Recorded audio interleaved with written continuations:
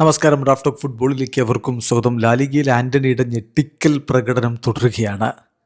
യുണൈറ്റഡിൽ നിന്ന് റയൽ ബെറ്റീസിലേക്ക് എത്തിയതിനു ശേഷം അദ്ദേഹം മറ്റൊരു ലെവൽ കളിയാണല്ലോ പുറത്തെടുക്കുന്നത്. ഇപ്പോൾ ഇന്നലെ സെവിയയ്ക്കെതിരെയുള്ള കളിയിൽ ശരിക്കും ഞെട്ടിക്കുന്നൊരു ഗോൾ അദ്ദേഹം കണ്ടെത്തി. കിടിലൻ ബൈസിക്കിൾ കിക്ക് ഗോളായിരുന്നു അത്.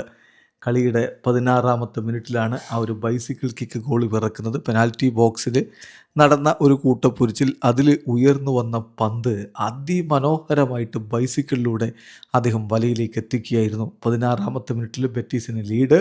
തുടർന്ന് 37-ാമത്തെ മിനിറ്റിൽ ഫിഡാൽഗോയിലൂടെ അവർ 2-0 മുന്നിലെത്തിയതാണ്. പക്ഷേ 2 ഗോളുകളും 2-ാം പകുതിയിൽ അവർ തിരികെ വാങ്ങി.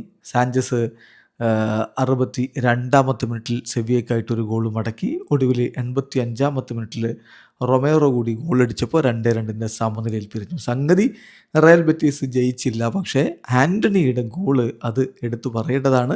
ഇപ്പോൾ 26 കളികളിൽ നിന്ന് 43 പോയിൻറ്റുമായിട്ട് റയൽ ബെറ്റീസ് ലാലിഗയിൽ 5-ാം സ്ഥാനത്താണ്.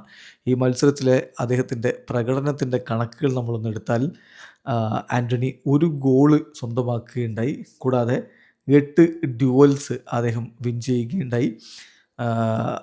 അതുപോലെ തന്നെ കളിക്കളത്തിൽ ഏറ്റവും അധികം എതിരാളികളിൽ നിന്ന് ബോൾ റാഞ്ചിയെടുക്കുന്ന പ്രകടനം അദ്ദേഹം നടത്തി.